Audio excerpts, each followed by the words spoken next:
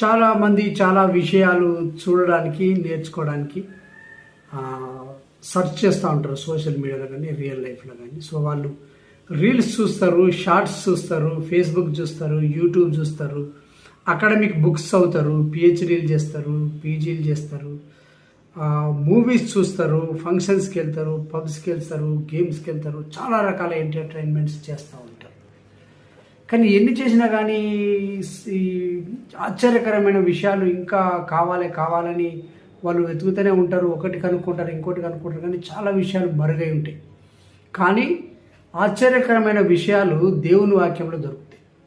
So 119వ కీర్తన 18వ వచనంలో, నేను నీ ధర్మశాస్త్రం నందు ఆశ్చర్యమైన సంగతులను చూసినట్లు నా కన్నులను తెరువుము అని కీర్తనకారుడు చెప్తా ఉన్నాడు.